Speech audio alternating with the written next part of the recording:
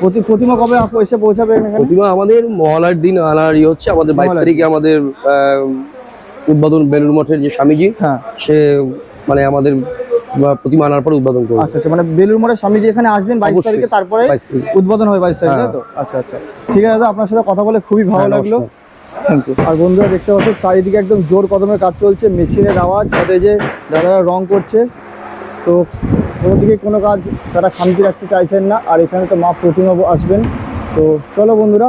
আপনার কি সারা দিন রাত কাজ করতে হচ্ছে? হ্যাঁ, সারা দিন রাত, মানে সকাল থেকে শুরু করছে এখন সকাল থেকে রাত্রে 2টা পর্যন্ত 1:30টা পর্যন্ত কাজ হয়, রান্না খাওয়া এখানেই হচ্ছে। আচ্ছা আচ্ছা, মোটামুটি এখন কত বাজেট কিছু বলতে পারবেন? এটা এদের বাজেট হচ্ছে 30 লাখ টাকা। 23 লাখ? 30 লাখ। 30 লাখ, আচ্ছা। লাইটিং ফাইটিং সব আছে। 30 লাখ হয়ে গেছে, এতে বেশি হবে, ছাড়া কম না। বেশি এইগুলো ধরা যায় না। হ্যাঁ। আচ্ছা আরেকটা কথা, ধরুন স্টেশন থেকে আসছে, যদি এখানে আসছে মানুষ কিভাবে আসবে? 5 মিনিট রাস্তা, পাকা রাস্তা। আচ্ছা আচ্ছা, একদম স্টেশন থেকে একদম বাঁ দিকে ঢুকে গেলেই তো একদম সোজা চলে আসছে। আচ্ছা, ধরুন যদি কেউ মানে অন্য রাস্তা আর বিননগর থেকে তো বাসে আসতে পারবে, ট্রেনে আসতে পারবে। যে বাসে মানুষ আসতে চায় তাহলে কিভাবে আসবে?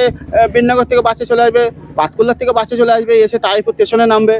তারিপুর স্টেশনে এখন নামবে, এইটুকুনি চলে আসবে। আর তারিপুর স্টেশনে নামে যে কাউকে জিজ্ঞাসা করে জিজ্ঞেস করতে হবে না, অগ্নিসংখ্য প্রচার হয়ে গেছে, জিজ্ঞেস করতে হবে না, লোকে এত ভিড় হবে, লোকের সঙ্গেই চলে আসতে পারবে।